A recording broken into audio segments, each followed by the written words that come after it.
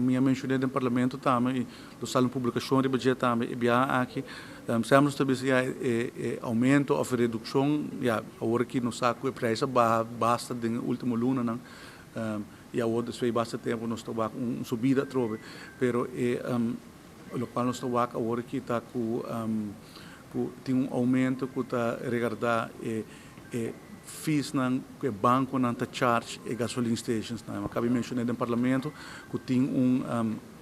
tem maximum que não por cobrar no cliente, dus ora que certo gasto não bem erbij não pode berekenen door maneira outro comerciante não pessoa não tem liberdade para pôr na mesma preço e o motivo é para evitar que a gasoline station não off bate bancarrota off não stop de aceitar carte e vai over completamente na cash, o qual lo tal tem alternativa e lo cria caos completo a dona não ora é aumento adicional para o que está fees de banco. Dus dat is algo que está aí a decisão é mestre agora tomar e lo bem pouco mais explicação de baixo assim, pero aqui está algo que está bom pôr é banco não está lo qual nós compreender está a switch para uma plataforma internacional que está cobra certo fees de para fora para pôr assim uso de então esse aí não está berekenen door na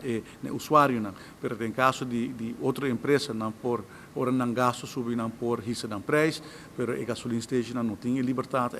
e acaba na margem de entrada tá bom de roupa e pressão contrário no qual quizás a gente pensa que é negócio lucrativo, é negócio que está bom de roupa e pressão e ora que o banco não vem que saque adicional ele está devastador para não existência mesmo e ora mister aduna não aumento para não por cover parte de gasto não. Nós sinta ora aqui que gasoline stations na cultura está em diálogo contínuo com não apresentar-nos na modelo, na explicar-nos turcos e agora que sai vai continuar para a decisão que mister toma para evitar que a going forward tem tipo de caos na rua.